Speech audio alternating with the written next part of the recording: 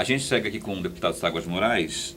Por que que o PT não foi solidário ao Delcídio do Amaral quando da prisão dele, senador Delcídio? Olha, eu também fiquei surpreso com a nota do PT na velocidade que ela saiu, né? Eu acho que ele era líder do governo, é dito por nós petistas que era o mais tucano dos petistas, porque ele fez parte do governo Fernando Henrique, do governo Itamar, Fernando Henrique e tal. No entanto, ele já estava afiliado no PT desde 2001, né? E ele era o líder do governo no Senado. Então, eu acho que aquela nota saiu muito rápida e saiu muito dura. Eu acho que essa nota teria que sair no outro dia. Mais pensada? E essa nota um pouco menos dura, porque ele é uma autoridade do partido, um senador da República, está afiliado no partido. Se o partido não concorda com um determinado militante, então tem que trabalhar a expulsão desse militante lá atrás, né? Uhum. E num momento de dificuldade como essa, obviamente nós não poderíamos pactuar com a situação dele, até porque ele colocou em xeque o STF, o ministro do STF, dizendo que ia falar com o ministro. Então é uma situação muito constrangedora para o partido. Talvez por isso a nota saiu com aquela intensidade, né, com aquela velocidade, mas obviamente que eu advogo a tese de que a nota deveria sair no outro dia e um pouco dizendo que o partido não concordaria com as atitudes dele e que, portanto, iria repudiar aquelas atitudes do senador e que iria colocar em discussão a situação dele no partido, na executiva, como está acontecendo exatamente hoje. Isso é uma nota já falando do afastamento da filiação dele e depois abrir a comissão de ética para avaliar a situação, a condição dele no partido. Deputado Ságuas, a sua atuação parlamentar lá na Câmara, em relação a alguns assuntos assim, por exemplo, o FEX, né? O FEX é uma situação que o governo do estado de Mato Grosso pleiteia, não só aqui em Mato Grosso, como outros estados também, porque Mato Grosso aqui sofre por ser um estado eminentemente produtor, que contribui bastante, só que esse retorno não tem vindo. A bancada se reuniu já, né, surtiu um efeito disso, que foi o FEX 2014, mesmo parcelado vindo para o estado, só que tem o 2015 também, não é? Como que o senhor, como petista, como governista, vê essa possibilidade de pagamento ainda em 2015? Eu fui uma das pessoas, fui um dos parlamentares, obviamente que foi toda a bancada, né, que defendi duramente o pagamento do FEX. No início do ano, quando a gente começou as primeiras reuniões com o ministro Joaquim Levy e com o Nelson Barbosa, eu disse a ele que essa é uma dívida com os estados e municípios. E dos entes da federação, os mais fragilizados são os municípios e depois os estados. Então, não é justo que a União retenha esse recurso que é de direito dos estados e municípios. Então, naquele momento, foi feita toda uma construção, a bancada de Mato Grosso, ela foi em peso na defesa do FEX, do pagamento do FEX, e ele já foi pago a terceira parcela, deverá ser paga a quarta parcela. Eu também defendo que em tempo, né, geralmente é em dezembro que anuncia o pagamento, ele acaba acontecendo em janeiro, que o pagamento de 2015 aconteça agora, porque é direito do estado e dos municípios. Muito bem, eu vou encerrar essa entrevista perguntando sobre a situação local, não é, do ponto de vista político-eleitoral. 2016 chegando, ano de eleições municipais, e eu quero perguntar, começando por Cuiabá, não é, deputado Ságuas, que a gente teria, ou terá, né, a candidatura do Lúdio Cabral. Eu queria saber se isso ele queria ser dentro do partido e se o partido vai ter realmente candidatura própria na capital do estado. Diria que ligue de certo não, né? O nome com maior prestígio que a gente tem aqui em Cuiabá hoje é o Lúdio, que tem um recall forte das últimas duas eleições, tanto para prefeito quanto para governador, mas obviamente que é uma situação que depende também dele, né? Ele saiu de duas eleições bastante duras, eleições grandes, eleição na capital e eleição para governo do estado. Então a gente tem conversado ainda pouco com ele, até porque ele voltou para suas atividades normais de médico. Então, mas de qualquer modo, o partido vai estar dialogando com ele no sentido de verificar se ele de fato pretende ser o candidato a prefeito. Com certeza o partido dará todo o apoio necessário a ele. Mas também nós precisamos de analisar melhor a conjuntura e avaliar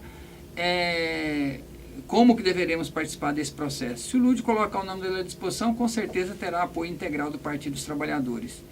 E se ele não desejar ser o candidato, provavelmente nós vamos discutir uma possibilidade de aliança para disputar as eleições municipais aqui em Cuiabá, e o partido com certeza terá uma contribuição significativa para dar no processo eleitoral local. Possibilidade de aliança que não seja, e que seja de oposição, então. Obviamente, né? Porque na verdade a gente está na oposição à gestão local, né? E durante esse período não teve nenhuma aproximação. Então eu acredito que surgindo essa possibilidade será na oposição. Como que o senhor avalia aí a gestão do Mauro Mendes, seu afilhado, né? Seu padrinho, né? Seu padrinho de casamento? Ele é meu padrinho de casamento, fomos contemporâneos da universidade. Essa informação que eu tive aqui nos bastidores e que eu não resisti, tive que colocar, porque ela procede, ela é verídica, não é? Ele é padrinho de casamento, somos contemporâneos de universidade, nós estivemos apoiando ele com a Verinha, né, na primeira eleição dele a prefeito de Cuiabá. Nós estivemos juntos, né, ele estava no PSB, estava na base do governo, e já na eleição passada nós disputamos as eleições com ele, né. Olha, eu avalio assim que Cuiabá é uma cidade antiga, uma cidade muito complexa e com muitas dificuldades a serem enfrentadas, tanto do ponto de vista estrutural quanto do ponto de vista da receita. Então, nós temos algumas situações que em 4 anos não foram possíveis de resolver. A questão da saúde, a questão da educação está se avançando, mas a questão da infraestrutura da cidade ficou um tanto prejudicado por conta das obras da Copas não finalizadas. Então, na verdade, é uma gestão que a gente percebe que teve as suas dificuldades e que em alguns... Continua tendo. E continua tendo, obviamente. Uma cidade como Cuiabá é uma cidade, não é uma cidade fácil de resolver, né? Como eu disse, é uma cidade antiga, com os problemas estruturais antigos, e que Cuiabá ela tem uma receita inferior ao que deveria ter para poder fazer uma gestão melhor ainda na saúde, na educação. Algumas questões têm que ser resolvidas, por exemplo, você garantir 100% de atendimento. Tem 2 questões básicas que eu vejo, eu como prefeito de Juína, a gente conseguiu equacionar ao longo do tempo, que era a questão de você garantir atenção básica à saúde das pessoas, garantir 100% de PSF na cidade. Juína a gente conseguiu ao longo do tempo chegar a 100% de atendimento no programa Saúde da Família, conseguimos ampliar o hospital municipal e a primeira UPA aconteceu na gestão do Altir, que era meu vice, e que eu saí depois para ser deputado, e que a gente ajudou a liberar essa primeira UPA para Juína. Então, do ponto de vista do atendimento, da urgência e emergência, do internamento e da atenção básica à saúde, nós equacionamos. Não dá para você falar que resolveu, porque nem tudo se resolve lá. Então, nós equacionamos e evitamos aquela situação de você ter que mandar tudo para Cuiabá, né? Até porque Juína fica muito distante, fica a 740 quilômetros da capital. Então, mas de qualquer modo, a gente equacionou essa questão da saúde à época. Na educação infantil, nós conseguimos, eu saí de 280 crianças em creche para 1.150 e o Altir deixou com 1.900 crianças em creche em tempo integral. Proporcionalmente, eu acho que hoje já tem outras cidades que proporcionalmente ultrapassou Juína, mas quando deixamos a gestão há 3 anos atrás, proporcionalmente, já com o Altir, que era meu vice que ficou no lugar, proporcionalmente Juína foi a cidade que mais tinha criança em tempo integral em creche em Mato Grosso. Então, nós tínhamos atendido 100% das crianças de 4 e 5 anos e de 0 a 3 anos estavam com 42% de atendimento. Então, eu acho que essas situações não foram resolvidas em Cuiabá. E obviamente que numa gestão só não dá para você resolver tudo, mas nós tivemos uma sequência de gestões que deveriam ter priorizado essa questão... De grupos diferentes, né? De grupos diferentes, que deveriam ter priorizado essa atenção à saúde e essa atenção à educação infantil, que seria fundamental para que possa dar mais sustentação às famílias. Porque, por exemplo, Paulo, se você tem um filho pequeno e essa criança precisa de atendimento à saúde e não tem, você, porventura, tem que ir num particular, você já fica comprometido a sua receita do trabalhador para o ano todo. A mãe que precisa de trabalhar para aumentar a renda da família não tem onde deixar a criança.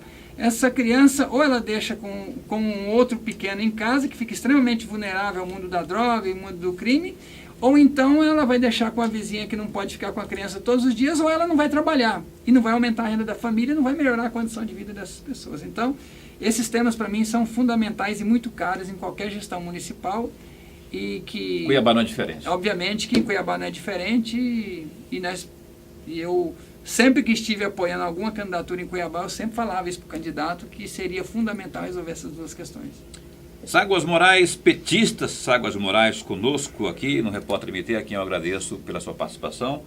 Obrigado. Eu que agradeço a oportunidade.